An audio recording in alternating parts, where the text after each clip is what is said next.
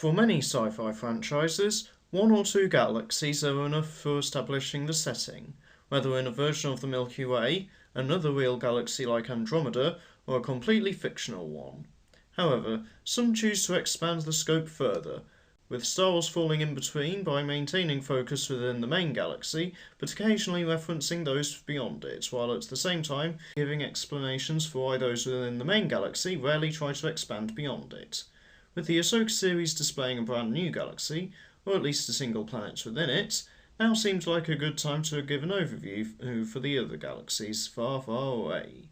In both canon and legends, there have been several explanations for why exploration beyond the galaxy was so rare. In Legends, the main galaxy, along with at least some of the satellite galaxies, were surrounded by some form of barrier that's made hyperspace travel beyond them almost impossible.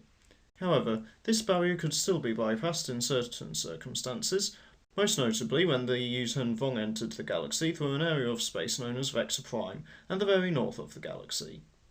Several decades before the events of the New Jedi Order series, Jedi Master Jerus Sabayoth intended to bypass the barrier through multiple Jedi using the Force to navigate through the unknown regions and hyperspace. The canon explanation for this is that the unknown regions were heavily impacted by several stellar and astronomical anomalies, which inevitably impacted into hyperspace in that area of the galaxy. Meanwhile, hyperspace jumps between galaxies required extremely accurate coordinates to reach, otherwise the ship would likely be lost within the space between galaxies. Alongside the main galaxy, there were multiple companion or satellite galaxies that were close enough to be accessed on a relatively common basis, with the Muns in the intergalactic banking clan likely having dealings with at least one of them based on their name. The most significant of these was the Rishi Maze, also known as Companion Oek, which was only a few parsecs away from Kamino, which technically existed outside the main galaxy. During Revan's attempt to bring back Sith Emperor Vitiate, the hero of Tython, the Bath Ensor, and the Emperor's Wrath each had visions of this galaxy, leading them to the planet Rishi on the edge of the main galaxy. At the same time, Darth Nox was alerted to a Sith underling on the planet who had been contacted by a species within the satellite galaxy, with knowledge of how to build a device that could grant immortality to those who had gone through similar events to those Khalid had experienced prior to joining the Dark Council. The second most significant companion galaxy was Fire Fist, also known as Companion Besh, which was the home of a handful of species. Despite this, the most common interaction with this galaxy was through probe droids prior to the Battle of Endor, shortly after which two of the major species, the Nagai and the Toph, entered the main galaxy as part of a conflict between the two. Both before and after the reign of the Empire, a small handful of beings who were from species native to that galaxy were seen beyond it, the most notable being Darth Nihil of Darth Krayt's One Sith Order, over 100 years after the events of the original trilogy. The other companion galaxies were further out and thus even harder to access, only known by their labels named after the Aurebesh letters from Kresh to Grek. It is most likely that the outbound flight expedition out of the galaxy was aiming to reach one of these companion galaxies, or simply planets in the unknown regions and wild space,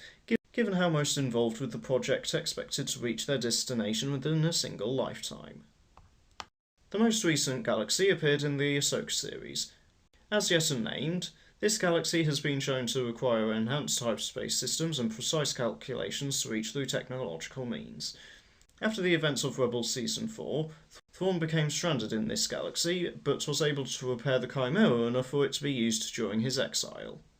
So far, Peridia is the only planet shown in this galaxy, and was believed to be the origin point of the Night Sisters of Dathomir in the main Star Wars galaxy, who were able to travel between galaxies on space rails known as Purgles. Along with this, the planet had links to the Zepho species and the ones of Mortis, while a handful of other species were also seen populating the planet. 5 years after the events of Return of the Jedi, and around a decade after his exile started, Thrawn was able to return to the main galaxy through the efforts of Morgan Elsbeth, Balin Skoll, and Shin Hati,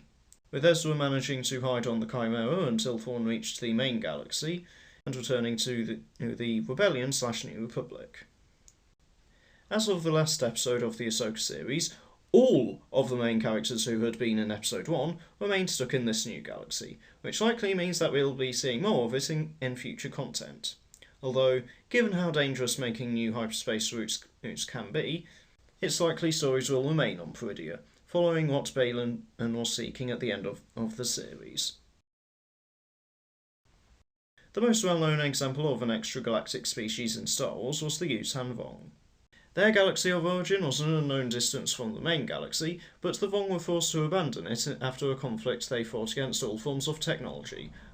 roughly 15,000 years before they entered the main Star Wars galaxy. This war came almost immediately after another, which had been fought between two droid species, the Silentium and the Abominor, which generated the Vong's hatred of droids and all forms of mechanical technology, with both of the conflicts being large enough in scale to cause widespread devastation to the Vong's galaxy. With barely anything left in their galaxy and all but a handful of species extinct or under the Vong's control, they eventually ventured into dark space in search of another galaxy. The earliest sighting of the Yuuzhan Vong in the main galaxy was before the Jedi Civil War, where one of their ships was encountered by the Mandalorian Canto Sordo before it returned to wild space in the unknown regions. During the time frame of the films, there were several other encounters of Yuuzhan Vong, with one being defeated by Darth Maul on the space station Cog Hive 7, while another group came across Vergere on a planet believed to be linked to their own galaxy. In the early years of the Galactic Empire, both of the droid species from the Yuuzhan Vong's galaxy had made it to the main galaxy.